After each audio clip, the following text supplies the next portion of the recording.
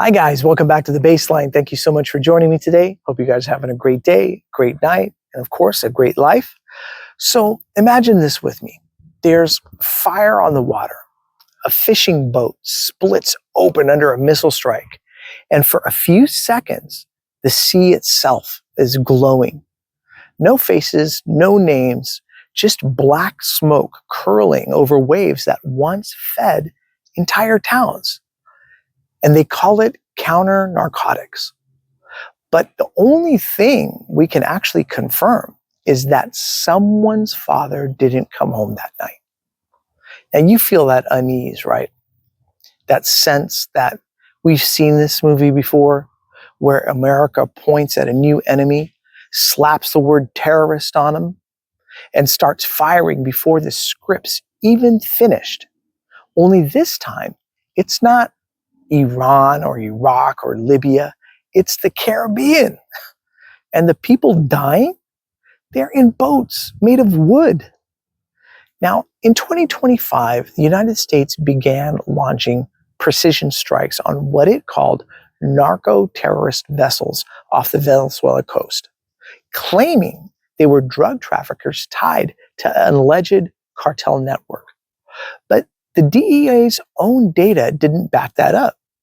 The drugs came from Mexico and Colombia, not Venezuela. Still, the bombs kept falling. And here's the thing. When a superpower can kill without knowing who it killed, that's not law enforcement. That's policy without proof. Because if they can flatten a fishing boat and call it national security, what's to stop them from calling dissent the same thing? Now, it turns out even Congress asked for the same names, right? The Congress asked for the names of the dead. The Pentagon couldn't provide them because they didn't know. They called them narco-terrorists after the explosion, which is so convenient. It's a lot easier to classify a corpse than to justify one. And you can feel probably where this is going. Right? Every justification in Washington runs on the same engine. First, it's fear, then forgetfulness. Now, we've seen it before. Guatemala in 1954, Chile in 1973, Panama in 1989, Bolivia, 2019. Each time, it's the same two-step. One step, say it's about freedom. Step two, make sure nobody remembers the names. It's like watching a magician who uses fire instead of misdirection. The trick only works if you look away when the smoke starts rising. Now, this is where things get a bit wild, right? Even the DEA's own threat map didn't mark Venezuela as a significant source of cocaine. The official report literally said little to no role. But that's the beauty of bureaucratic fiction. If the data doesn't fit the war, just change the narrative. But if we pause for a second, if this were truly about a narco-terror operation, where are the court cases, the photographs, the seized cargo, the proof, the facts, the evidence? The only thing we've seen is fire on water and a caption that says, "Mission accomplished." It's like your neighbor claiming your garden hose is a weapon and setting your shed on fire, then refusing to explain why the evidence burned along with it. Same playbook.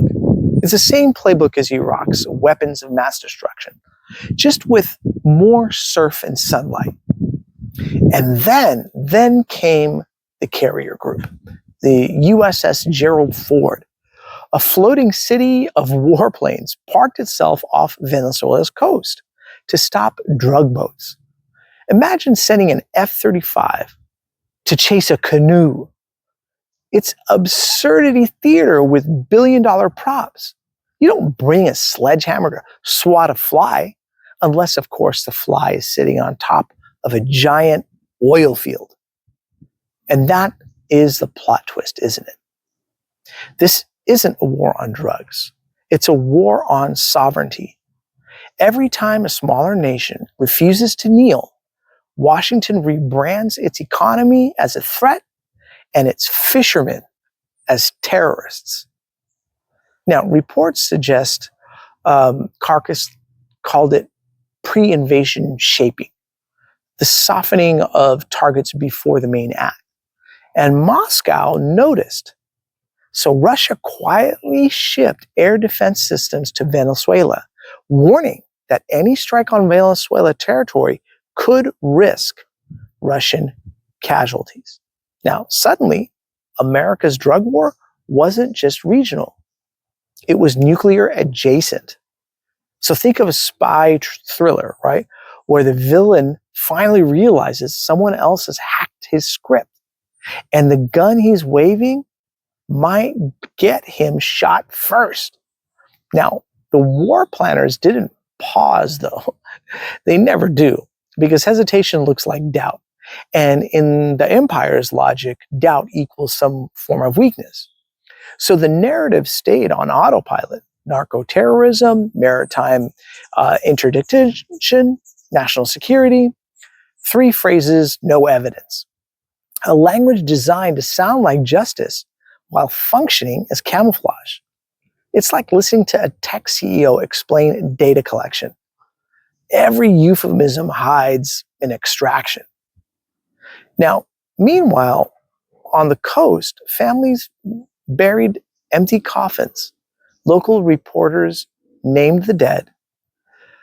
Fishermen, brothers, sons. And the United States never corrected the record because to correct it would mean admitting the story itself was false. And false stories, once armed with missiles, rarely get revised. Now, you ever watch someone argue louder the moment they realize they're wrong? That's geopolitics in uniform. Caracas didn't fold, it fortified. Russia didn't threaten, it trained. And when a Russian general mentioned hypersonic missiles, well, Washington suddenly fell real quiet. The footage kept coming, boats burning, but the escalation stopped short of Venezuelan soil. Why? Because now the risk wasn't fishermen, it was fallout. And that's the moment the script broke. The United States expected compliance. What it got was consequence. For 70 years, America's power playbook was pretty simple. Apply pressure, watch governments collapse, but this time, pressure met reinforcement. Sanctions met solidarity, and fire met air defense. And for once, the empire blinked. All right, guys, do I have this all right? Do I have it all wrong? Please put it in the comment section below. I love reading and replying to your comments. And thank you again so much for watching me here on The Baseline, and we'll catch you the next round. Okay, cheers, everybody.